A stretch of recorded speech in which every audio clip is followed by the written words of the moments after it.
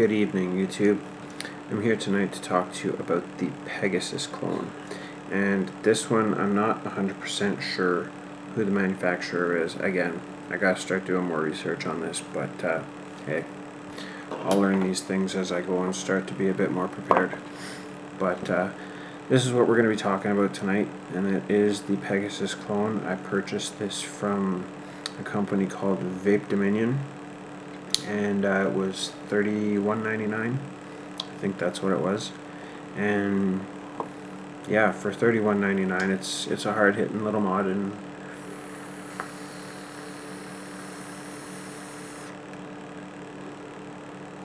you know, it does what it's supposed to do.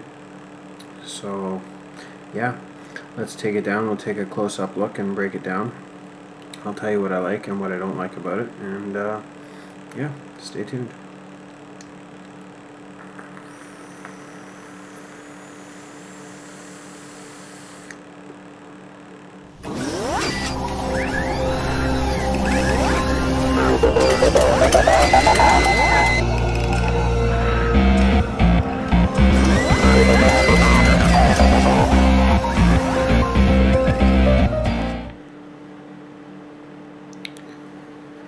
So this is the Pegasus clone in the box still. I'm not sure the manufacturer or this logo, but we can get to that later. I'll do some research and get back to you on that. This is what it looks like coming out of the box. There was no bag. You're going to notice in the up close part that I do have some self-inflicted damage on here. First real copper mod and getting used to that softer metal, so I had my locking ring get stuck a few times and had to use some tools to get it unstuck, so I do have some marks on here. But anyhow, this is what you're gonna get out of the box. It's pretty much a one-to-one clone less the engravings, and overall it's pretty nice. To start off, we'll go top to bottom here. There's no airflow on the top cap, which is fine. I mean, most rebuildables, other than something like an Ithaca, they don't really have air control or airflow through the 510. It's mostly like through the atomizer itself, so not a big deal there. Threads on this are, well, where I didn't destroy them with a pair of pliers. Everywhere else, threads on this are really smooth. Can't complain there. So under your top cap, you've got a floating 510, and what that is that copper piece right in the middle there. When you screw in your atomizer, it will pop out and self-adjust, and then you have this copper pin that can screw in and out, and that is to adjust for your battery rattle. Oops. So you do have the adjustable 510, and then you've got your main tube here, and this is a one tube setup. There's no 18 350s, 18 500s. This is straight up 18 650. Some nice thick copper there. It's not a thin tube. And yeah, the engravings, they look pretty nice. I'm going to touch on that in a moment. But the one thing to note about this mod, and you can view it as a pro or a con depending on your personal preferences, and that is that this mod has a clear coat of some sort on the copper.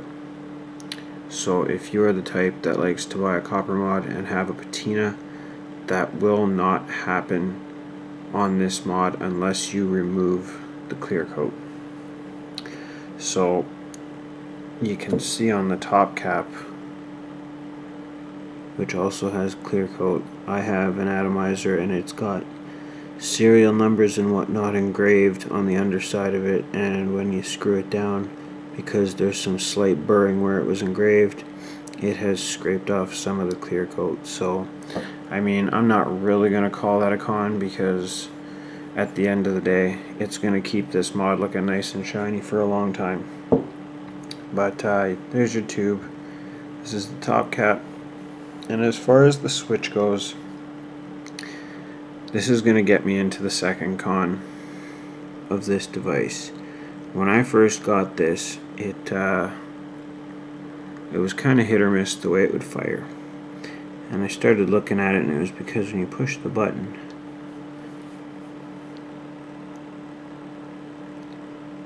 that center pin was not coming up far enough to make contact. So what I wound up doing was taking the switch apart by, oh boy, that's in there kind of tight. Give me 1 second while I get a screwdriver here. Okay, and we're back. So anyhow, what I wound up doing was taking out this screw. So the switch comes apart, and while we're at this, we'll have a look here. As you can see, it's got some strong magnets. We've got 2 magnets inside that oppose each other, so no spring for voltage drop. But anyhow, I took this piece of the switch here, and all I did was, this is the part where your center pin sits. I set it upside down on a metal file and just gave it one of those for a minute or two, and I ground down just enough of the top so that now the center pin comes up enough, and I can pretty much hit the button anywhere I want on the sides and the center, and it's gonna fire every time. So it was, you know, for the sake of a 2 or 3 minute modification, I can't really complain, because yeah. So to put it back together, you're gonna, oh, and I should note, when you get this, the magnets are gonna have, mine had red lines. I don't know if you can make those out. It has red lines, and if you put the red lines up and the red lines up, that's gonna set you up so that you got your magnets in the right way. Then all you do is put your connection pin back in. I snug mine down the tiniest bit, as you noticed a minute ago. Last time I snugged it down too much. Beware, it is copper, so you don't want to put too hard and wind up not being able to get it off. But that's your switch, and you have your Pegasus engraving on the bottom. So that's your Pegasus mod in a nutshell. Now, as I said before, it's got the clear coat, and there was the issue with the switch. That's fixed now. Other than that, like, this is for 31 bucks. It's a pretty nice little mod. Once I ground down the switch and got it working good, it fires every time, hits hard, you know. Now, getting back to this clear coat, if you don't like that, I did get a second Pegasus, the exact same one from the same company, and I took a green Scotch Brite pad, and I took all the clear coat off.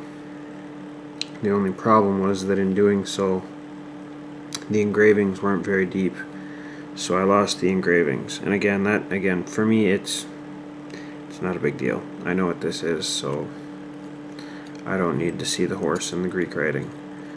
But yeah.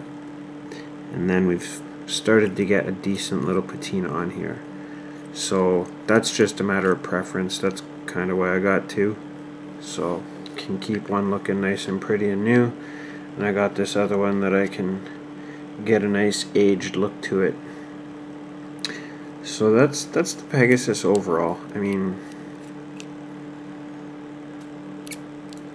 it's a nice device. Pegasus was kind of like, well, forgive me for referring to two different horses in an analogy, but for me the Pegasus was kind of a unicorn. I wanted one for a long time, and yeah, when I got this, I was, you know, pretty stoked. It hasn't let me down in far of as my expectations go. You know, maybe the Switch was a little bit of a letdown, but again, like I said, for the sake of a 3 or 4 minute fix, or however long it took, I can't fault it. I paid $31 for this thing, so it might not be the Vape Tech variant, but it's also about $15 less, so I'd say that still makes it worthy of some praise. As you can see, she's firing. So let's take this up and we'll vape on it and we'll talk about it a bit more. So that was the up close and personal look at the Pegasus clone.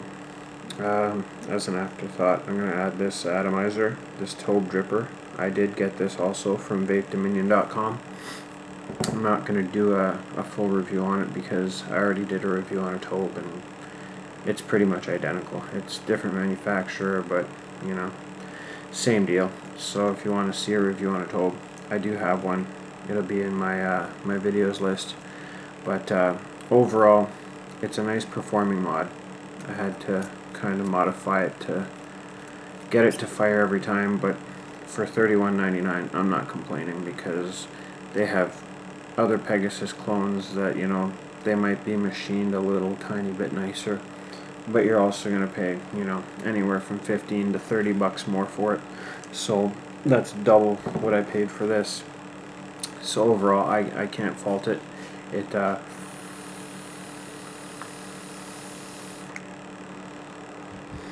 does exactly what you want it to do. It puts out, and yeah,